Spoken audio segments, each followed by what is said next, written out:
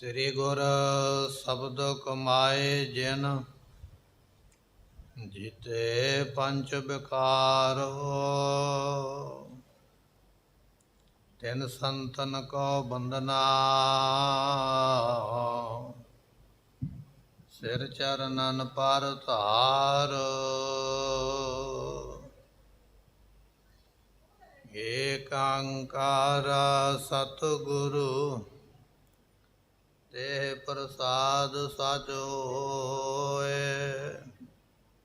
ਵਾਹਿਗੁਰੂ ਜੀ ਕੀ ਫਤਿਹ ਹੈ। ਵਿਘਨ ਵਿਨਾਸ਼ਨ ਸੋਇ।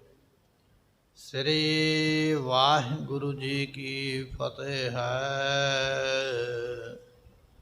ਵਿਘਨ ਵਿਨਾਸ਼ਨ ਸੋਇ। सुनो नीगरा पत बच होती, ज्वलत अगन में गिरी कपोती। ਵਾਹਿਗੁਰੂ ਜੀ ਕਾ ਖਾਲਸਾ ਵਾਹਿਗੁਰੂ ਜੀ ਕੀ ਫਤਿਹ। वाहिगुरु। ਸਤਿਗੁਰਾਂ ਦੀ ਸਾਜੀ ਨਵਾਜੀ ਗੁਰੂ ਕੀ ਸੰਗਤ। ਧੰਨ ਗੁਰੂ ਗੋਬਿੰਦ ਸਿੰਘ ਮਹਾਰਾਜ ਦਾ ਇਤਿਹਾਸ ਸਰਵਣ ਕਰ ਰਹੇ ਹਾਂ। ਇੱਕ ਲੜਕੇ ਨੂੰ ਮਹਾਰਾਜ ਨੇ ਮੁਕਤ ਹੋਣ ਵਾਸਤੇ ਦੋ ਰਸਤੇ ਦੱਸੇ। ਇੱਕ ਹੈ ਸੰਤੋਖੀ ਸਾਧੂ ਦਾ ਰਸਤਾ।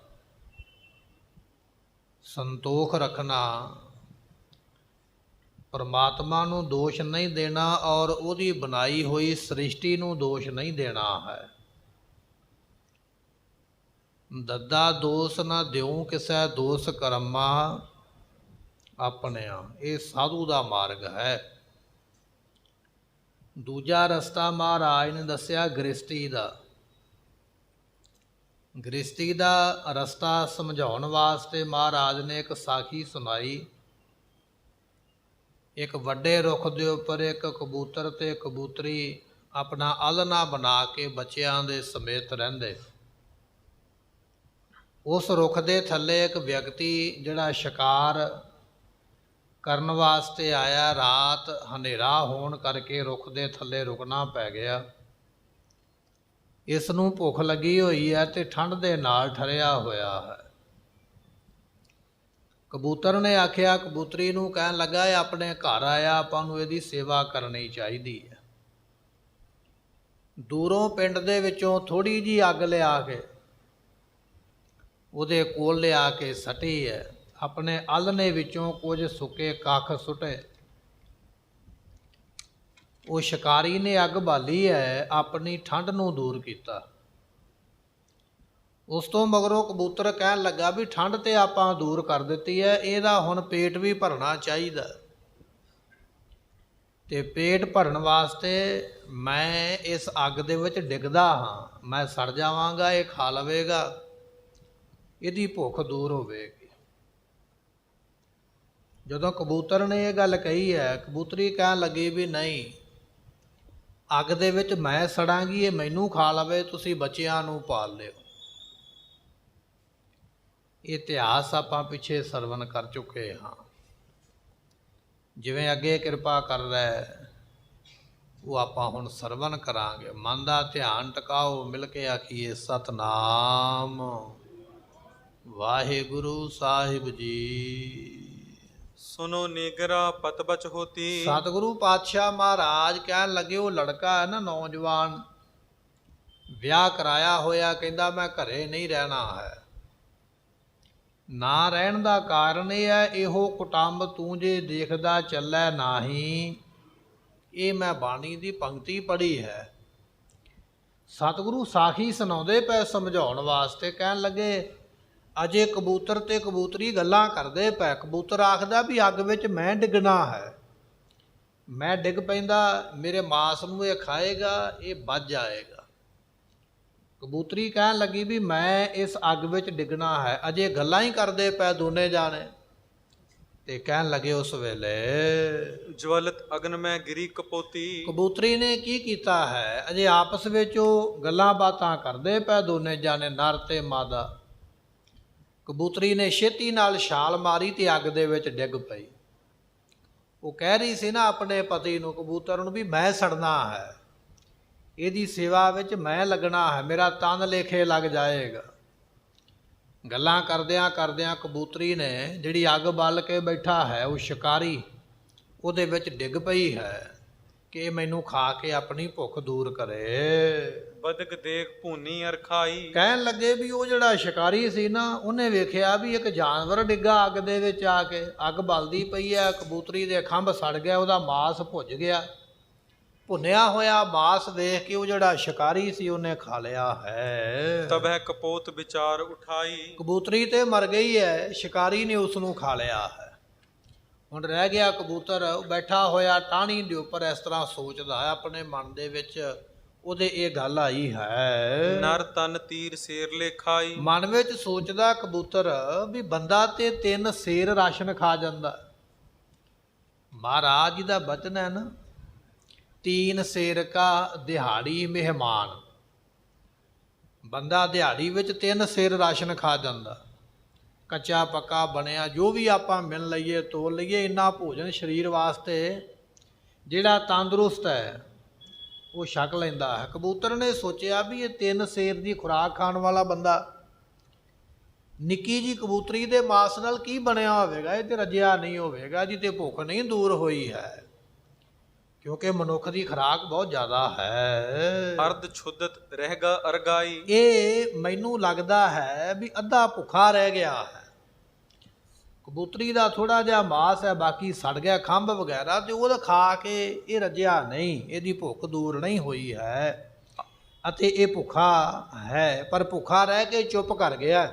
ਸ਼ਿਕਾਰੀ ਨੇ ਇਹ ਨਹੀਂ ਆਖਿਆ ਵੀ ਮੈਨੂੰ ਹੋਰ ਕੁਝ ਮਿਲਣਾ ਕਰੇ।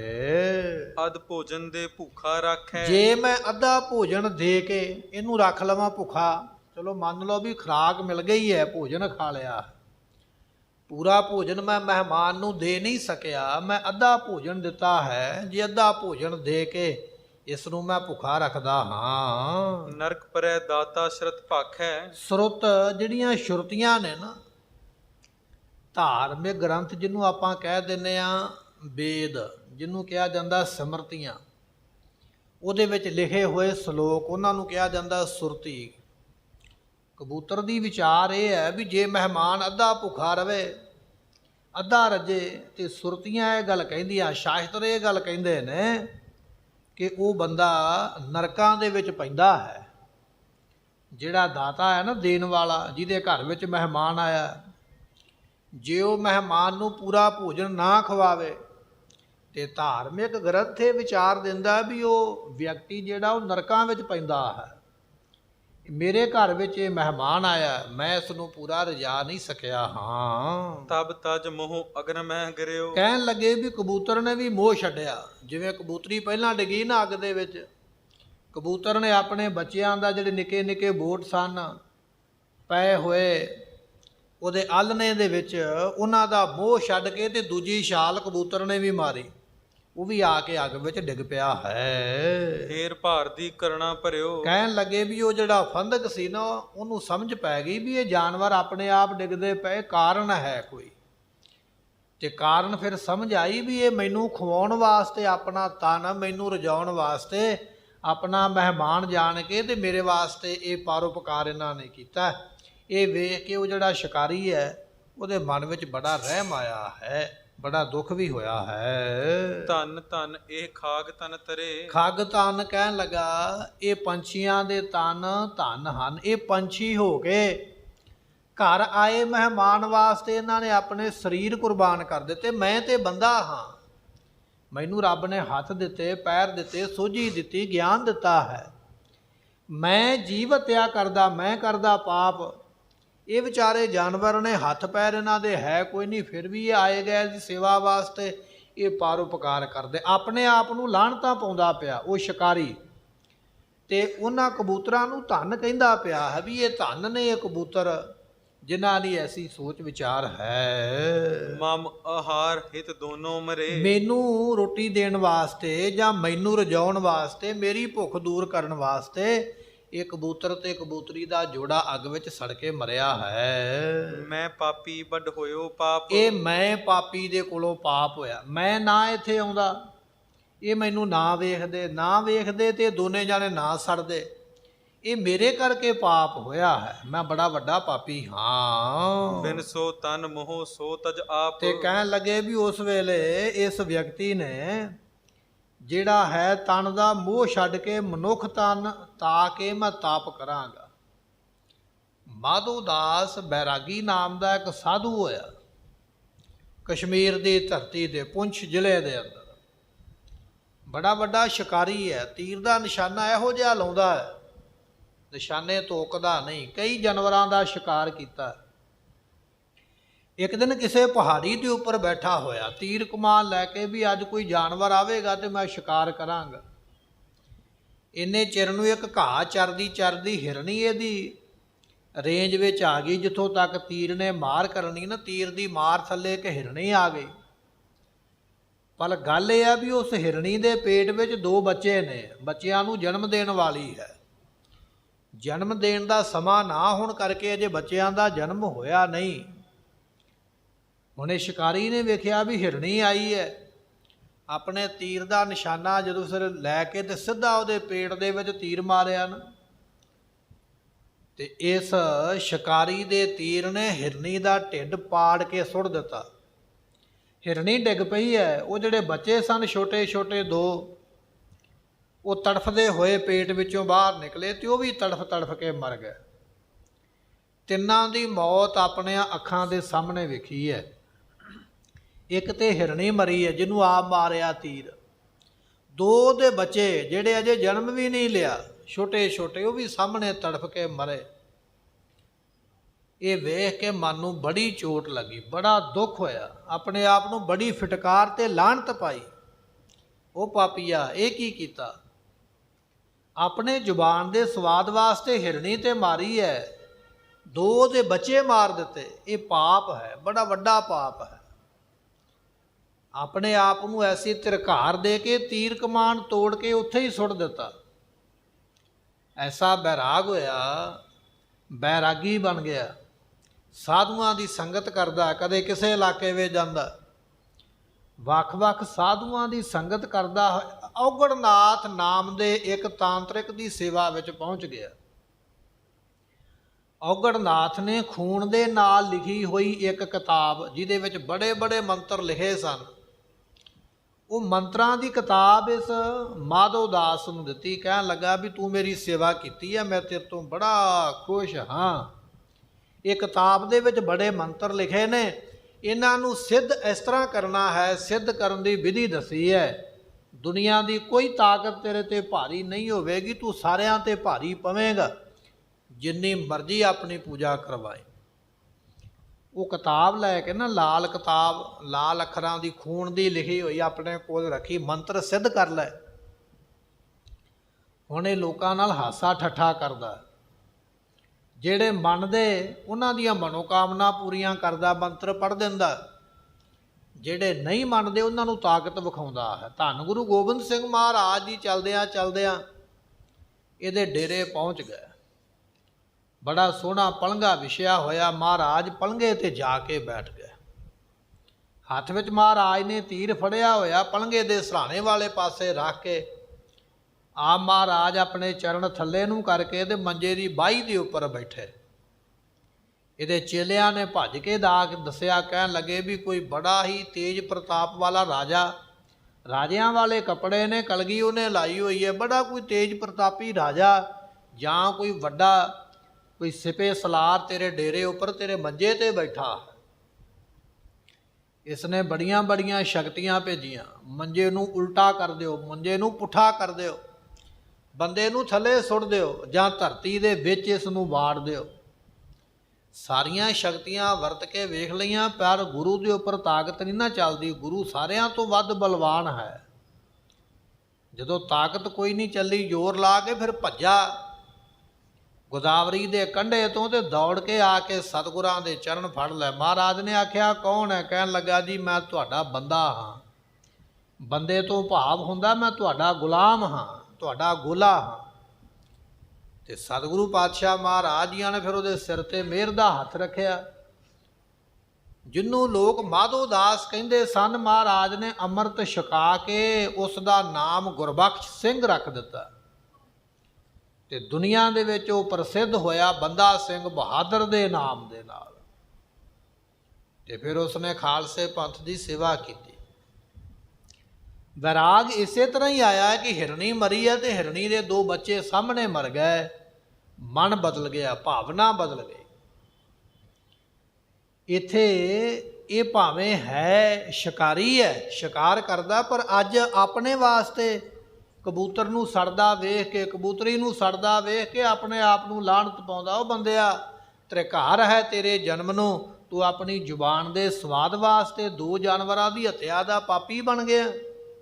ਆਪਣੇ ਆਪ ਨੂੰ ਬੜੀ ਤ੍ਰਿਕਾਰ ਦਿੰਦਾ ਹੈ। ਮੈਂ ਤਪ ਤਪੋ ਜੇ ਨਰ ਤਨ ਹੋਵਾ, ਮੈਂ ਹੁਣ ਤਪ ਕਰਾਂਗਾ, ਮੈਨੂੰ ਮਨੁੱਖਾ ਸਰੀਰ ਮਿਲਿਆ, ਹੁਣ ਮੈਂ ਸਾਰੇ ਸ਼ਿਕਾਰ ਛੱਡ ਕੇ ਤੇ ਹੁਣ ਮੈਂ ਤਪ ਕਰਨਾ ਹੈ। ਇਮ ਕਹਿ ਪ੍ਰੇਮ ਉਮਕ ਬਹੁ ਰੋਵਾ, ਇਸ ਤਰ੍ਹਾਂ ਮਨ ਦੇ ਵਿੱਚ ਪ੍ਰੇਮ ਪੈਦਾ ਹੋਇਆ ਤੇ ਬੜਾ ਹੁੱਬ ਕੇ ਉੱਥੇ ਬੈਠ ਕੇ ਰੋਇਆ ਰੁੱਖ ਦੇ ਥੱਲੇ। ਰੋਂਦਾ ਹੈ, ਆਪਣੇ ਆਪ ਨੂੰ ਬੜੀਆਂ ਤ੍ਰਿਕਾਰਾਂ ਪਾਉਂਦਾ, ਲਾਹਣਤਾਂ ਪਾਉਂਦਾ, ਰੋ ਰੋ ਕੇ ਕਹਿੰਦਾ ਵੀ ਇਹ ਪਾਪ ਹੋਇਆ, ਹੁਣ ਮੈਂ ਸਾਧੂ ਬਣ ਕੇ ਤਪ ਕਰਕੇ ਆਪਣੇ ਪਾਪ ਧੋਣੇ ਹਨ। ਮਹਾਰਾਜ ਤਬ ਹੁਕਮ ਬਖਾਨਾ, ਸਤਿਗੁਰੂ ਉਸ ਵੇਲੇ ਹੁਕਮ ਕਰਦੇ ਹਨ। ਏਠਾਂ ਆਨੋ ਪਠਿਓ ਬਿਮਾਨਾ, ਤੇ ਉਸ ਵੇਲੇ ਕਹਿਣ ਲੱਗੇ ਵੀ ਵਿਮਾਨ ਆਇਆ ਬੈਕੁੰਠ ਧਾਮ ਦੇ ਵਿੱਚੋਂ ਨਾ, ਵਿਮਾਨ ਆਇਆ ਉਹਨਾਂ ਦੇ ਵਾਸਤੇ। ਸਹਿਤ ਕੁਟੰਬ ਕਬੂਤਰ ਚੜਿਓ, ਕਹਿਣ ਲੱਗੇ ਵੀ ਉਹ ਜਿਹੜਾ ਕਬੂਤਰ ਸੀ ਨਾ, ਜਿਹਨੇ ਘਰੇ ਆਏ ਦੀ ਸੇਵਾ ਕੀਤੀ, ਆਪਣਾ ਤਨ ਸਾੜ ਲਿਆ, ਕਬੂਤਰ ਤੇ ਕਬੂਤਰੀ, ਉਹਨਾਂ ਦੋਨਾਂ ਦੀ ਰੂਹ ਜਿਹੜੀ ਹੈ ਨਾ, ਆਤਮਾ, ਉਸ ਆਤਮਾ ਨੂੰ ਲੈਣ ਵਾਸਤੇ ਬੈਕੁੰਠ ਦੇ ਵਿੱਚੋਂ ਕਹਿਣ ਲੱਗੇ ਵਿਮਾਨ ਆਇਆ ਹੈ। ਬਦਕ ਚੜਾਏ ਸੰਗ ਮੁਦ ਤੇ ਭਡੇ, ਕਹਿਣ ਲੱਗੇ ਵੀ ਇਸ ਤਰ੍ਹਾਂ ਇਹ ਸਾਰੇ ਜਾਣੇ ਚੜ ਕੇ ਉਸ ਵਿਮਾਨ ਦੇ ਉੱਪਰ ਤੇ ਬੈਕੁੰਠ ਵਿੱਚ ਪਹੁੰਚ ਗਏ ਹਨ। ਸੁਖ ਸਭ ਵਿਦ ਕੋ ਜਹਾਂ ਤੇ ਉਧਾਰਾ, ਜਿਸ ਬੈਕੁੰਠ ਦੇ ਵਿੱਚ ਗੁਰਮੁਖੋ ਸਾਰੇ ਤਰੀਕਿਆਂ ਦੇ ਸੁਖ ਹਨ। ਬਸ ਕਰ ਭੋਗੇ ਅਨਕ ਪ੍ਰਕਾਰ, ਅਨੇਕ ਤਰ੍ਹਾਂ ਦੇ ਸੁਖ ਇਹਨਾਂ ਨੇ ਉੱਥੇ ਵਸ ਕੇ ਭੋਗੇ ਹਨ। ਸੁਨ ਲੜਕੇ ਇਹ ਮਾਰਗ ਦੋਏ, ਇਸ ਕਰਕੇ ਮਹਾਰਾਜ ਇਹ ਸਾਖੀ ਸੁਣਾਈ ਹੈ ਸਤਿਗੁਰਾਂ ਨੇ। ਕਹਿਣ ਲੱਗੇ ਬੱਚਿਆ, 2 ਰਸਤੇ ਨੇ। ਇੱਕ ਹੈ ਸਾਧੂਆਂ ਵਾਲਾ। ਸਾਧੂਆਂ ਵਾਲਾ ਰਸਤਾ ਇਹ ਹੈ ਕਿ ਜੋ ਪ੍ਰਮਾਤਮਾ ਦਿੰਦਾ ਉਹਦਾ ਸ਼ੁਕਰ ਕਰਨਾ, ਪਰ ਨਾ ਸ਼ੁਕਰਗੁਜ਼ਾਰ ਕਦੇ ਨਹੀਂ ਹੋਣਾ ਹੈ, ਔਰ ਸੰਤੋਖ ਰੱਖਣਾ ਹੈ, ਜਥਾ ਲਾਭ ਤਥਾ ਸੰਤੁਸ਼ਟ। ਇੱਕ ਤੇ ਇਹ ਰਸਤਾ ਹੈ। ਦੂਜਾ ਰਸਤਾ ਹੈ ਗ੍ਰਸਤੀਆਂ ਵਾਲਾ। 10 ਦੀ ਕਿਰਤ ਕਰਨੀ ਹੈ, ਆਪਣੇ ਪਰਿਵਾਰ ਦੀ ਪਾਲਣਾ ਕਰਨੀ ਹੈ, ਪਰ ਜੇ ਕੋਈ ਭੁੱਖਾ ਪਿਆਸਾ ਲੋੜਵੰਦ ਦਰਵਾਜ਼ੇ ਤੇ ਆ ਜਾਵੇ, ਜਿੰਨੀ ਵੀ ਵੱਧ ਤੋਂ ਵੱਧ ਹੋ ਸਕੇ ਉਹਦੀ ਸੇਵਾ ਕਰਕੇ ਉਹਦੀ ਮਦਦ ਕਰੇ। ਇਹ 2 ਰਸਤੇ ਨੇ, ਜਿਹੜਾ ਮਰਜ਼ੀ ਅਪਣਾ ਲਾ। ਜੇ ਦੋਨੇ ਰਸਤਿਆਂ ਵਿੱਚੋਂ ਇੱਕ ਵੀ ਕਮਾ ਲਵੇਂਗਾ ਤੇ ਮੁਕਤੀ ਨੂੰ ਪ੍ਰਾਪਤ ਹੋਵੇਗਾ।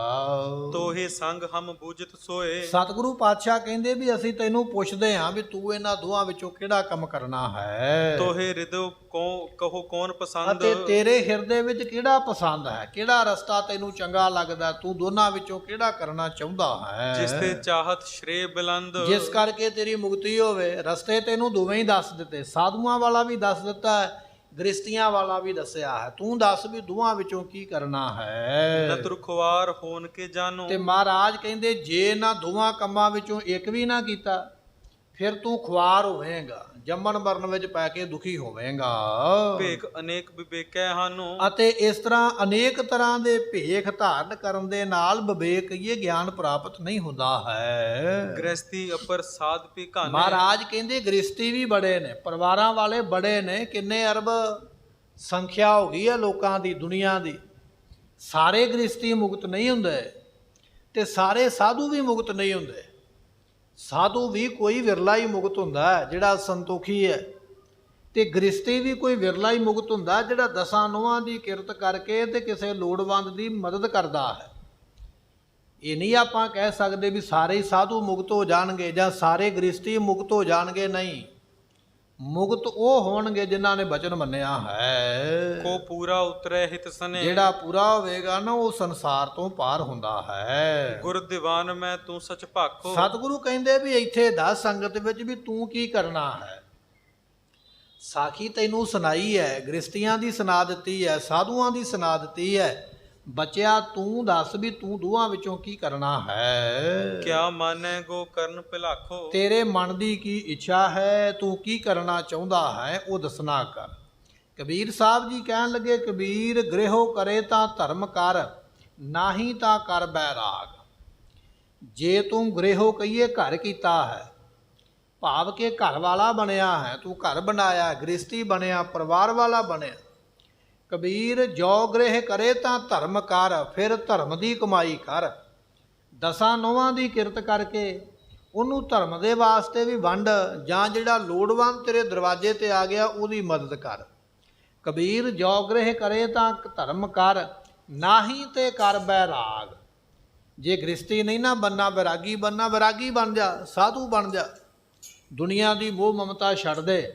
ਪਰ ਅਗਲਾ ਬਚਨ ਕਰਦੇ, ਕਹਿਣ ਲੱਗੇ ਬੈਰਾਗੀ ਜਿਹੜਾ ਹੈ, ਜੇ ਬੈਰਾਗੀ ਬੰਧਨਾਂ ਵਿੱਚ ਪੈ ਜਾਵੇ ਤਾਂ ਕੋ ਵੱਡੋ ਅਭਾਗ।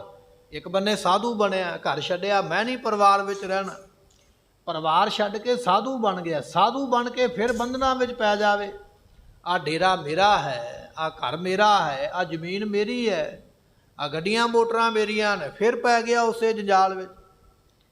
ਕਹਿਣ ਲੱਗੇ ਤੇਰੇ ਭਾਗ ਤੇ ਗ੍ਰਸਤੀ ਨਾਲੋਂ ਵੀ ਮਾੜੇ ਨੇ। ਪਰਿਵਾਰ ਵਾਲਾ ਤੇ ਫਿਰ ਵੀ ਪਰਿਵਾਰ ਵਿੱਚ ਬੈਠਾ, ਚਲੋ ਪਰਿਵਾਰ ਦੇ ਮੋਹ ਨਾਲ ਉਹ ਕਰਦਾ ਸਾਰਾ ਕੁਝ, ਤੂੰ ਪਰਿਵਾਰ ਵੀ ਛੱਡਿਆ ਤੇ ਫਿਰ ਤੂੰ ਡੇਰੇਦਾਰ ਬਣ ਗਿਆ, ਸਾਧੂ ਬਣ ਗਿਆ, ਮੋਹ ਤੇ ਫਿਰ ਪੈ ਗਿਆ। ਕਬੀਰ ਸਿੱਖ ਸਾਖਾ ਬਹੁਤੇ ਕੀਏ, ਕੇਸੋ ਕੀਓ ਨਾ ਮੀਤ, ਚਾਲੇ ਥੇ ਹਰ ਮਿਲਨ ਕੋ ਬੀਚੈ ਅਟਕਿਓ ਚੀਤ। ਚੱਲਿਆ ਰੱਬ ਨੂੰ ਮਿਲਣ ਵਾਸਤੇ। ਮੈਂ ਘਰ ਛੱਡਿਆ, ਮੈਂ ਮਾਂ ਛੱਡੀ, ਮੈਂ ਬੱਚੇ ਛੱਡੇ, ਮੈਂ ਪਰਿਵਾਰ ਛੱਡਿਆ, ਮੈਂ ਜ਼ਮੀਨ ਛੱਡੀ। ਕਿਸੇ ਨੇ ਪੁੱਛਿਆ ਕਿਉਂ ਛੱਡਿਆ? ਕਹਿਣ ਲੱਗਾ ਮੈਂ ਤਾਂ ਛੱਡਿਆ ਹੈ, ਚਾਲੇ ਥੇ ਹਰ ਮਿਲਨ ਕੋ, ਮੈਂ ਚੱਲਿਆ ਰੱਬ ਨੂੰ ਮਿਲਣ ਵਾਸਤੇ। ਰੱਬ ਕਹਿੰਦਾ ਪਰਿਵਾਰ ਬੱਚਿਆਂ ਦਾ ਮੋਹ ਨਾ ਕਰ। ਚੱਲ ਪਿਆ। ਕਹਿਣ ਲੱਗੇ ਘਰੋਂ ਚੱਲਿਆ, ਕੋਈ ਮੰਤਰ ਪੜ੍ਹਿਆ, ਕੋਈ ਮੰਤਰ ਸਿੱਧ ਕੀਤਾ, ਥੋੜੀ ਜੀ ਨਾਮ ਦੀ ਕਮਾਈ ਕੀਤੀ, ਰਿਧੀਆਂ ਸਿੱਧੀਆਂ ਆ ਗਈਆਂ, ਥੋੜੇ ਬਹੁਤੇ ਮੰਤਰਾਂ ਦੀ ਤਾਕਤ ਆ ਗਈ। ਕਿਸੇ ਨੇ ਆਖਿਆ ਮਹਾਤਮਾ ਜੀ ਮੇਰੇ ਤੇ ਕਿਰਪਾ ਕਰੋ, ਮੇਰੀ ਆ ਅਰਦਾਸ ਕਰ ਦਿਓ, ਮੈਨੂੰ ਆ ਫਲ ਮਿਲ ਜਾਵੇ। ਅਰਦਾਸ ਕਰ ਦਿੱਤੀ, ਫਲ ਮਿਲ ਗਿਆ। ਜਿਹਨੂੰ ਫਲ ਮਿਲਿਆ ਉਹਨੇ ਜਾ ਕੇ ਪਿੰਡ ਵਿੱਚ ਮਹੱਲੇ ਵਿੱਚ ਰੌਲਾ ਪਾ ਦਿੱਤਾ, ਫਲਾਣੇ ਸਾਧੂ ਦੇ ਤੇ ਭਜਨ ਪੂਰੇ ਹੁੰਦੇ। ਉਹਦੇ ਕੋਲੋਂ ਸੁਣਿਆ 2 ਚੱਲ ਪਏ, 4 ਚੱਲ ਪਏ, 5 ਚੱਲ ਪਏ, ਪਿੰਡ ਚੱਲ ਪਿਆ, 2 ਪਿੰਡ, 4 ਪਿੰਡ, ਕਈ ਪਿੰਡਾਂ ਦੇ ਲੋਕ ਇਕੱਠੇ ਹੋ ਗਏ। ਇਹ ਤੇ ਸਾਧੂ ਦੇ ਬਚਨ ਬੜੇ ਪੂਰੇ ਹੁੰਦੇ। ਜਿੱਥੇ ਲੋਕ ਇਕੱਠੇ ਹੋਣਗੇ ਮਾਇਆ ਆਏਗੀ। ਮਾਇਆ ਆਈ ਆ, ਡੇਰਾ ਬਣ ਗਿਆ। ਡੇਰਾ ਬਣ ਗਿਆ, ਚੇਲੇ ਰੱਖ ਲੈ। ਕੋਈ ਚੇਲਾ ਲੱਤਾਂ ਘੁੱਟਦਾ ਪਿਆ, ਕੋਈ ਚੇਲਾ ਇਸ਼ਨਾਨ ਕਰਾਉਂਦਾ ਪਿਆ, ਕੋਈ ਚੇਲਾ ਕੁਝ ਕਰਦਾ ਪਿਆ। ਕਹਿਣ ਲੱਗੇ ਘਰ ਤੇ ਛੱਡਿਆ ਸੀ, ਪਰਿਵਾਰ ਤੇ ਛੱਡਿਆ ਸੀ, ਵੀ ਰੱਬ ਨੂੰ ਮਿਲਣ ਵਾਸਤੇ ਚੱਲਿਆ, ਰੱਬ ਨੂੰ ਤੇ ਮਿਲਿਆ ਨਹੀਂ। ਥੋੜੀਆਂ ਜਿਹੀਆਂ ਸ਼ਕਤੀਆਂ ਆ ਗਈਆਂ, ਡੇਰੇਦਾਰ ਬਣ ਗਿਆ। ਚੇਲੇ ਚੇਲੀਆਂ ਰੱਖ ਲੈ, ਕੇਸੋ ਕੀਓ ਨਾ ਮੀਤ, ਰੱਬ ਨੂੰ ਮਿੱਤਰ ਬਣਾ ਹੀ ਨਹੀਂ ਸਕਿਆ। ਗੱਡੀ ਫਿਰ ਉੱਥੇ ਹੀ ਫਸ ਗਈ, ਨਹੀਂ ਲੱਗੀ ਕਿਸੇ ਬੰਨੇ। ਕਬੀਰ ਸਿੱਖ ਸਾਖਾ ਬਹੁਤੇ ਕੀਏ, ਸਿੱਖ ਤੋਂ ਭਾਵ ਚੇਲੇ, ਤੇ ਸਾਖਾ ਤੋਂ ਭਾਵ ਚੇਲਿਆਂ ਦੇ ਵੀ ਅੱਗੇ ਚੇਲੇ। ਜਿਹੜਾ ਵੱਡਾ ਚੇਲਾ ਹੁੰਦਾ ਨਾ ਬਾਬੇ ਦਾ, ਉਹਦੇ ਥੱਲੇ ਵੀ 5-7 ਚੇਲੇ ਹੁੰਦੇ ਜਿਹੜੇ ਗਾਂ ਉਹਦਾ ਹੁਕਮ ਮੰਨਦੇ। ਜਿਵੇਂ ਰਾਜੇ ਦੇ ਥੱਲੇ ਵਜ਼ੀਰ ਹੈ, ਵਜ਼ੀਰ ਦੇ ਥੱਲੇ ਸਿਪਾਹੀ। ਕਹਿਣ ਲੱਗੇ ਸਾਧ ਨੇ ਚੇਲਾ ਰੱਖਿਆ, ਚੇਲੇ ਨੇ ਅੱਗੇ ਹੋਰ ਚੇਲੇ ਰੱਖੇ। ਸਿੱਖ ਸਾਖਾ ਬਹੁਤੇ ਕੀਏ, ਕੇਸੋ ਕੀਓ ਨਾ ਮੀਤ, ਰੱਬ ਨੂੰ ਮਿੱਤਰ ਨਹੀਂ ਬਣਾਇਆ। ਚਾਲੇ ਥੇ ਹਰ ਮਿਲਨ ਕੋ ਬੀਚੈ ਅਟਕਿਓ ਚੀਤ। ਮਹਾਰਾਜ ਇੱਥੇ ਬਚਨ ਕਰਦੇ, ਕਹਿਣ ਲੱਗੇ ਸੰਗਤ ਨੂੰ ਦੱਸ ਵੀ ਤੂੰ ਕੀ ਕਰਨਾ ਚਾਹੁੰਦਾ ਹੈ। ਉਸ ਵੇਲੇ ਫਿਰ ਭਗਤ ਜੇ ਚਹੁ ਜੁਗ ਜਗਤ ਮਝਾਰਾ, ਸਤਿਗੁਰੂ ਪਾਤਸ਼ਾਹ ਕਹਿਣ ਲੱਗੇ ਭਗਤ ਜਿਹੜੇ ਨੇ 4 ਯੁੱਗਾਂ ਵਿੱਚ ਹੀ ਪਾਰ ਹੋਏ ਹਨ। ਸਭ ਕੋ ਹੈ ਕਬੀਰ ਸਰਦਾਰ, ਪਰ ਸਾਰਿਆਂ ਭਗਤਾਂ ਦਾ ਸਰਦਾਰ ਭਗਤ ਕਬੀਰ ਨੂੰ ਮੰਨਿਆ ਜਾਂਦਾ ਹੈ। ਸਾਰਿਆਂ ਭਗਤਾਂ ਦੀ ਸਰਦਾਰੀ ਜਿਹੜੀ ਹੈ ਨਾ, ਜਥੇਦਾਰੀ ਆਪਾਂ ਕਹਿ ਲਈਏ, ਪ੍ਰਧਾਨਗੀ, ਉਹ ਭਗਤ ਕਬੀਰ ਸਾਹਿਬ ਨੂੰ ਮਿਲੀ ਹੈ। ਕਬੀਰ ਸਾਹਿਬ ਜੀ ਨੂੰ ਸ਼੍ਰੋਮਣੀ ਭਗਤ ਆਖਿਆ ਜਾਂਦਾ ਹੈ। ਸਿੱਧ ਗ੍ਰਹਿਸਤ ਤਿਨ ਕਰ ਦਿਖਰਾਇਓ। ਭਗਤ ਕਬੀਰ ਜੀ ਇਹੋ ਜਿਹੇ ਹੋਏ ਨੇ ਜਿਹੜੇ ਗ੍ਰਸਤੀ ਹੋਏ ਨੇ। ਵੇਖੋ ਭਗਤ ਕਬੀਰ ਜੀ ਗ੍ਰਸਤੀ ਨੇ। ਉਹਨਾਂ ਦੀ ਘਰਵਾਲੀ ਦਾ ਨਾਂ ਲੋਈ ਹੈ, ਪੁੱਤਰ ਦਾ ਨਾਮ ਕਮਾਲਾ ਹੈ, ਪੁੱਤਰੀ ਦਾ ਨਾਮ ਕਮਾਲੀ ਹੈ। ਪਰਿਵਾਰ ਵਾਲਾ, ਬੱਚਿਆਂ ਵਾਲਾ ਹੈ, ਭਗਤ ਹੈ। ਪਰਿਵਾਰ ਦੇ ਵਿੱਚ ਰਹਿੰਦਿਆਂ, ਬੱਚਿਆਂ ਵਿੱਚ ਰਹਿੰਦਿਆਂ ਉਹਨੇ ਇਹ ਗੱਲ ਸਾਬਤ ਕਰਕੇ ਵਿਖਾਤੀ ਹੈ ਵੀ ਪਰਿਵਾਰ ਦੇ ਵਿੱਚ ਵੀ ਰੱਬ ਨੂੰ ਮਿਲਿਆ ਜਾ ਸਕਦਾ ਹੈ। ਤਾਂ ਉਸ ਨੂੰ ਸ਼੍ਰੋਮਣੀ ਭਗਤ ਕਹਿੰਦੇ ਹਨ। ਵਿੱਚ ਜੋਗ ਵੀ ਕਰ ਦਿਖਰਾਇਓ, ਅਤੇ ਉਸਨੇ ਜੋਗ ਵੀ ਕਮਾ ਲਿਆ ਹੈ। ਪਰਿਵਾਰ ਵਿੱਚ ਵੀ ਰਿਹਾ, ਪਰਿਵਾਰ ਤੋਂ ਅਸੰਗ ਵੀ ਰਿਹਾ, ਪਰਿਵਾਰ ਵਿੱਚ ਰਹਿੰਦਿਆਂ ਹੋਇਆਂ ਪਰਿਵਾਰ ਤੋਂ ਨਿਰਲੇਪ ਰਿਹਾ, ਐਸਾ ਵੱਡਾ ਭਗਤ ਕਬੀਰ ਹੈ। ਸੁਨ ਕਰ ਆਨੰਦ ਸਿੰਘ ਕਰ ਜੋਰੇ। ਕਹਿਣ ਲੱਗੇ ਸ੍ਰੀ ਮੁਖਵਾਕ ਮਹਾਰਾਜ ਜੀ ਉਸ ਵੇਲੇ ਗੁਰਬਾਣੀ ਦੀ ਪੰਕਤੀ ਬਖਸ਼ਦੇ ਹਨ। ਕਬੀਰ ਜੈਸੀ ਉਪਜੀ ਭੇਡ ਤੇ ਜੋ ਤੈਸੀ ਨਿਭੈ ਓੜ। ਕਬੀਰ ਸਾਹਿਬ ਜੀ ਕਹਿੰਦੇ ਜਿਸ ਤਰ੍ਹਾਂ ਦੀ ਪੇੜ ਤੋਂ ਨਿੱਕੀ ਜੀ ਲਗਰ ਫੁੱਟਦੀ ਹੈ, ਧਰਤੀ ਤੋਂ ਲਗਰ ਫੁੱਟੀ ਨਾ ਨਿੱਕੀ ਜੀ ਰੁੱਖ ਦੀ, ਉਸ ਲਗਰ ਨੂੰ ਕੱਟਿਆ ਨਹੀਂ ਗਿਆ, ਵੱਢਿਆ ਨਹੀਂ ਗਿਆ, ਬਿਲਕੁਲ ਸਾਬਤ ਰੱਖਿਆ। ਉਹ ਲਗਰ ਹੌਲੀ ਹੌਲੀ ਜਵਾਨ ਹੁੰਦਿਆਂ ਹੁੰਦਿਆਂ ਵੱਡਾ ਰੁੱਖ ਬਣ ਗਈ, ਸਿੱਧੀ ਲੱਕੜ ਉਹਦੀ, ਸਿੱਧਾ ਮੋਛਾ। ਕਬੀਰ ਸਾਹਿਬ ਜੀ ਕਹਿਣ ਲੱਗੇ ਜੋ ਜੈਸੀ ਉਪਜੀ ਪੇੜ ਤੇ, ਜਿਹੜੀ ਲੱਕੜ ਧਰਤੀ ਤੋਂ ਪੈਦਾ ਹੋ ਕੇ ਕਿਸੇ ਰੁੱਖ ਦੀ ਸ਼ਾਖਾ ਵਿੱਚੋਂ ਨਿਕਲ ਕੇ ਤੈਸੀ ਨਿਭ ਹੈ ਓੜ, ਓੜਕ ਤੱਕ ਲੰਮੀ ਹੋ ਜਾਵੇ, ਉਹਨੂੰ ਵੱਢਿਆ ਕਟਿਆ ਨਾ ਜਾਵੇ। ਤੇ ਕਹਿਣ ਲੱਗੇ ਉਸ ਲੱਕੜ ਦਾ ਮੁੱਲ ਪੈਂਦਾ ਹੈ, ਉਹ ਲੱਕੜ ਮੁੱਲ ਵੱਟ ਜਾਂਦੀ ਹੈ, ਉਹਦੀ ਕੀਮਤ ਪੈ ਜਾਂਦੀ ਹੈ।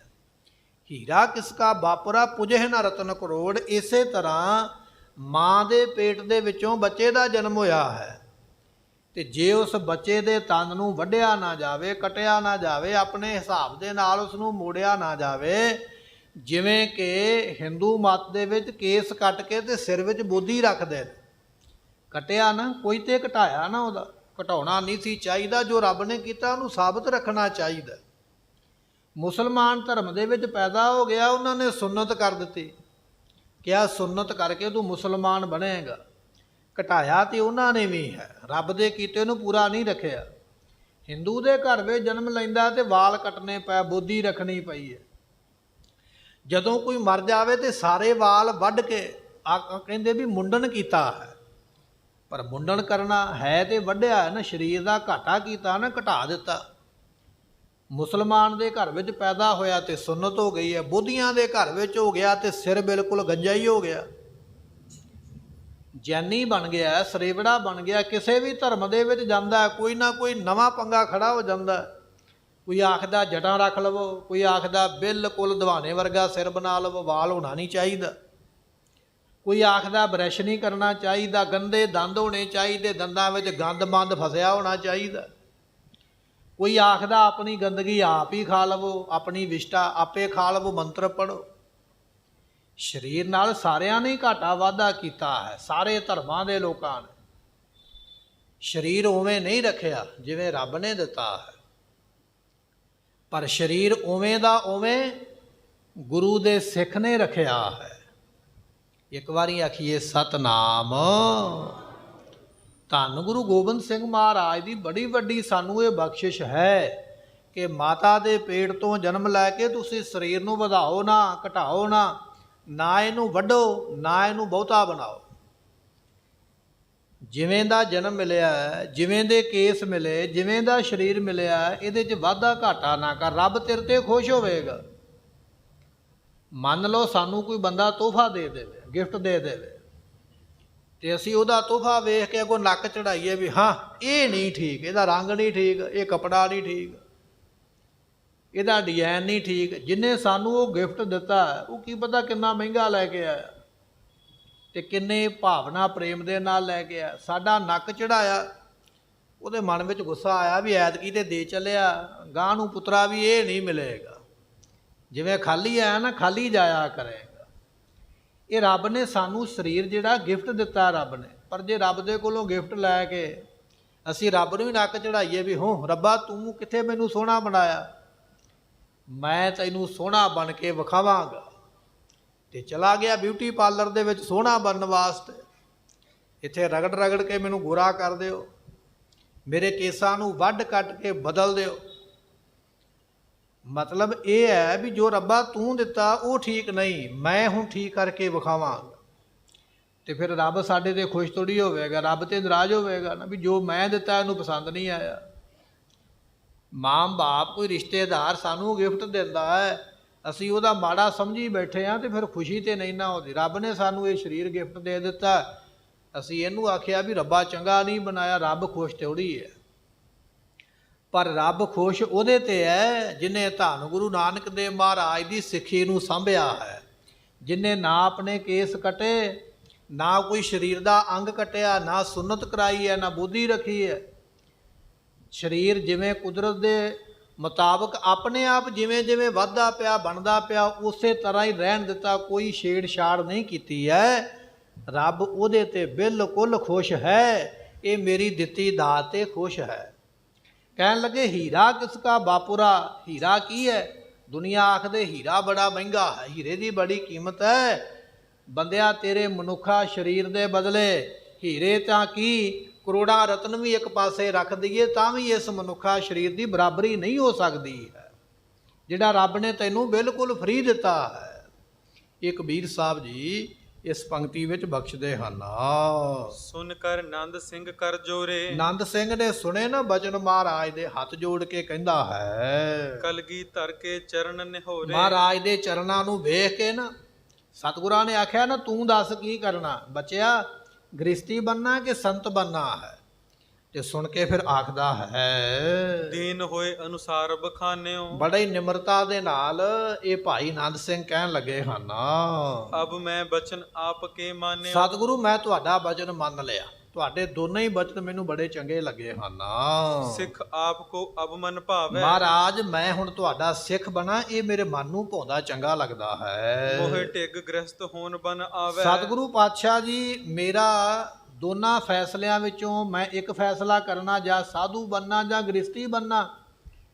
ਪਰ ਮਹਾਰਾਜ ਸਾਧੂ ਬਣਨ ਨਾਲੋਂ ਮੈਨੂੰ ਲੱਗਦਾ ਵੀ ਗ੍ਰਸਤੀ ਬਣਨਾ ਠੀਕ ਹੈ। ਭਾਈ ਨੰਦ ਸਿੰਘ ਨੇ ਗ੍ਰਸਤੀ ਮਾਰਗ ਚੁਣਿਆ। ਮਹਾਰਾਜ ਮੇਰਾ ਜੀ ਕਰਦਾ ਵੀ ਮੈਂ ਪਰਿਵਾਰ ਵਾਲਾ ਹੀ ਰਵਾਂ, ਪਰਿਵਾਰ ਦੇ ਵਿੱਚ ਹੀ ਰਵਾਂ, ਇਹ ਮੈਨੂੰ ਰਸਤਾ ਠੀਕ ਲੱਗਿਆ। ਜਿਹੜੀ ਕਬੂਤਰ ਕਬੂਤਰੀ ਦੀ ਉਦਾਹਰਨ ਦਿੱਤੀ ਨਾ ਵੀ ਇਹ ਠੀਕ ਹੈ, ਆਏ ਗਏ ਨੂੰ ਘਰੋਂ ਪ੍ਰਸ਼ਾਦਾ ਛਕਾਉਣਾ, ਸੇਵਾ ਕਰਨੀ ਹੈ, ਰੱਬ ਦਾ ਸ਼ੁਕਰਾਨਾ ਕਰਨਾ। ਮਹਾਰਾਜ ਮੈਨੂੰ ਇਹ ਰਸਤਾ ਠੀਕ ਲੱਗਦਾ ਹੈ। ਮਨ ਬਿਰਕਤ ਰਹਿ ਤਉ ਕਨੇਰਾ। ਪਰ ਮਨ ਬਰਕਤ, ਮੇਰਾ ਮਨ ਮਹਾਰਾਜ ਬਰਕਤ ਰਹਿੰਦਾ ਹੈ, ਮੇਰਾ ਮਨ ਦੁਨੀਆਦਾਰੀ ਵੱਲ ਭਿੱਜਦਾ ਨਹੀਂ ਹੈ। ਸਿਥਲ ਅੰਗ ਆਲਸ ਬਹੁ ਤੇਰਾ। ਪਰ ਨਾਲ ਮਹਾਰਾਜ ਇੱਕ ਮੁਸੀਬਤ ਵੀ ਹੈ, ਇਹਨੂੰ ਪਤਾ ਵੀ ਜੇ ਗ੍ਰਸਤੀ ਬਣ ਗਿਆ, ਘਰ ਵਾਲੀ ਨੇ ਕਹਿਣਾ ਵੀ ਆਹ ਲੈ ਕੇ ਆ, ਘਰ ਵਿੱਚ ਲੋੜ ਹੈ, ਪੁੱਤਰਾਂ ਨੇ ਕਹਿਣਾ ਬਾਪੂ ਆਹ ਚਾਹੀਦਾ। ਮਹਾਰਾਜ ਗ੍ਰਸਤੀ ਤੇ ਬਣ ਜਾਵਾਂ ਪਰ ਮੈਂ ਥੋੜਾ ਜਿਹਾ ਦਲਿਦਰੀ ਹਾਂ, ਥੋੜਾ ਜਿਹਾ ਆਲਸੀ ਹਾਂ, ਮੈਂ ਕਮਾਈ ਕਿਵੇਂ ਕਰਾਂਗਾ? ਦਲਿਦਰੀ ਵੀ ਪਰੇ ਤੋਂ ਪਰੇ ਪੈ ਨਾ। ਕਹਿਣ ਲੱਗੇ ਵੀ ਇੱਕ ਵਾਰੀ ਦਲਿਦਰੀਆਂ ਦਾ ਮੇਲਾ ਲੱਗ ਗਿਆ।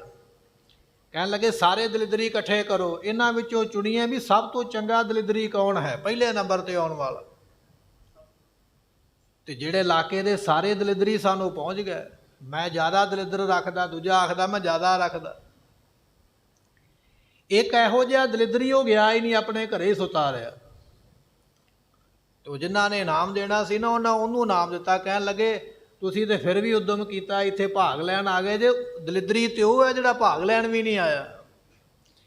ਇਹ ਵੀ ਇਹੋ ਗੱਲ ਹੀ ਕਰਦਾ ਪਿਆ। ਕਹਿਣ ਲੱਗਾ ਮਹਾਰਾਜ ਪਰਿਵਾਰ ਵਾਲਾ ਤੇ ਬਣ ਜਾਵਾਂ, ਪਰ ਜਦੋਂ ਘਰ ਵਾਲੀ ਨੇ ਡਿਮਾਂਡ ਕੀਤੀ ਵੀ ਲਿਆ ਰਾਸ਼ਨ, ਤੇ ਮੇਰਾ ਤੇ ਕੰਮ ਕਰਨ ਨੂੰ ਜੀ ਨਹੀਂ ਕਰਦਾ, ਨਾ ਮੈਂ ਮਿਹਨਤ ਕਰ ਸਕਾਂ। ਬੱਚਿਆਂ ਦੀਆਂ ਵੱਖਰੀਆਂ ਇਛਾਵਾਂ ਹੋਣਗੀਆਂ। ਮਹਾਰਾਜ ਜੇ ਗ੍ਰਸਤੀ ਬਣ ਗਿਆ ਤੇ ਕਮਾ ਕੇ ਕਿਵੇਂ ਖਾਵਾਂਗਾ? ਇਸ ਗੱਲ ਤੋਂ ਮੈਨੂੰ ਡਰ ਲੱਗਦਾ ਹੈ। ਬਨ ਆਵੇਗੀ ਮੁਝ ਤੇ ਜੇਤੀ। ਤੇ ਸਤਿਗੁਰੂ ਪਾਤਸ਼ਾਹ ਹੁਣ ਡਰ ਲੱਗਦਾ, ਪਤਾ ਨਹੀਂ ਮੈਂ ਪਰਿਵਾਰ ਪਾਲਾਂਗਾ ਕਿ ਨਹੀਂ ਪਾਲਾਂਗਾ। ਜਾਂ ਮੈਂ ਪਰਿਵਾਰ ਪਾਲ ਲਵਾਂ, ਮੰਨ ਲਓ ਕੋਈ 10 ਬੰਦੇ ਮੇਰੇ ਦਰਵਾਜ਼ੇ ਤੇ ਆ ਜਾਣ ਵੀ ਭਾਈ ਪ੍ਰਸ਼ਾਦਾ ਛਕਾ, ਤੁਸੀਂ ਆਖ ਦਿਓ ਵੀ ਆਏ ਗਏ ਦੀ ਸੇਵਾ ਕਰਨੀ ਹੈ, ਪ੍ਰਸ਼ਾਦਾ ਮੈਂ ਪਰਿਵਾਰ ਦਾ ਹੀ ਪੂਰਾ ਕਰਾਂ, ਉਹ ਜਿਹੜੇ 10 ਦਰਵਾਜ਼ੇ ਤੇ ਆਏ ਹੋਣਗੇ ਉਹਨਾਂ ਨੂੰ ਕੀ ਖਵਾਵਾਂਗਾ? ਜਾਂ ਮਹਾਰਾਜ ਇਹ ਕਿਰਪਾ ਕਰੋ ਵੀ ਜਿੰਨਾ ਕੁ ਮੈਂ ਛਕਾ ਸਕਾਂਗਾ ਉਹਨਾਂ ਕੁ ਛਕਾ ਦਿਆਂਗਾ। ਜੇ ਹੁਣ ਤੁਸੀਂ ਮੈਨੂੰ ਇਹ ਕਹੋ ਕਿ ਮੈਂ ਕਬੂਤਰਾਂ ਨੂੰ ਛਾਲ ਹੀ ਮਾਰਾਂ ਅੱਗ ਦੇ ਵਿੱਚ, ਤੇ ਮਹਾਰਾਜ ਉਹ ਤਾਂ ਨਹੀਂ ਨਾ ਵੱਜਣੀ ਮੇਰੇ ਕੋਲ। 10 ਬੰਦੇ ਆਉਣਗੇ, 10 ਨੂੰ ਨਹੀਂ, ਇੱਕ ਨੂੰ ਤੇ ਛਕਾ ਹੀ ਦਿਆਂਗਾ ਨਾ, 9ਵਾਂ ਨੂੰ ਨਾ ਛਕਾਵਾਂਗਾ। ਪਰ ਮਹਾਰਾਜ ਵੀ ਤੁਸੀਂ ਦੱਸੋ ਵੀ ਇਹ ਮੇਰੀ ਸਕੀਮ ਅਜੇ ਗੁਰਮੁਖੋ ਗ੍ਰਸਤੀ ਬਣਿਆ ਨਹੀਂ, ਅਜੇ ਕੋਈ ਦਰਵਾਜ਼ੇ ਤੇ ਆਇਆ ਵੀ ਨਹੀਂ ਹੈ। ਉਹ ਪਹਿਲਾਂ ਹੀ ਡਰ ਗਿਆ ਵੀ ਮਹਾਰਾਜ ਨੇ ਆਖਿਆ ਵੀ ਆਏ ਗਏ ਦੀ ਸੇਵਾ ਕਰਨੀ ਹੈ। ਮਹਾਰਾਜ ਮੈਂ ਤੇ ਕੰਮਕਾਰ ਛੱਡਿਆ ਹੋਇਆ, ਹੱਡ ਹਰਾਮੀ ਬਿਲਕੁਲ ਪਈ ਹੋਈ ਹੈ, ਮੈਂ ਤੇ ਦਿੱਤੀਆਂ ਬੜੀਆਂ ਪੱਕੀਆਂ ਪਕਾਈਆਂ ਛਕਣ ਵਾਲਾ ਆਦਮੀ ਆ, ਮਿਹਨਤ ਕਰਨੀ ਔਖੀ ਹੈ। ਤੇ ਮਹਾਰਾਜ ਦੱਸੋ ਮੈਂ ਫਿਰ ਕਿਵੇਂ ਆਏ ਗਏ ਦੀ ਸੇਵਾ ਕਰਾਂਗਾ? ਕਰੋ ਸੇਵ ਸਿੱਖਣ ਕੀ ਤੇਤੀ। ਤੇ ਮਹਾਰਾਜ ਫਿਰ ਇੱਕ ਗੱਲ ਹੈ, ਸੇਵਾ ਮੈਂ ਕਰਾਂਗਾ ਪਰ ਮੈਂ ਓਨੀ ਕੁ ਕਰਾਂਗਾ ਜਿੰਨੀ ਕੁ ਕਰ ਸਕਦਾ ਹੋਇਆ। ਇਹ ਨਾ ਹੋਵੇ ਤੁਸੀਂ ਹਰ ਮਹੀਨੇ 10-15 ਸਿੰਘਾਂ ਦਾ ਜਥਾ ਮੇਰੇ ਘਰੇ ਭੇਜ ਦਿਓ ਵੀ ਜਾਓ ਜਾ ਕੇ ਉੱਥੇ ਰੋਟੀ ਖਾ ਕੇ ਆਓ।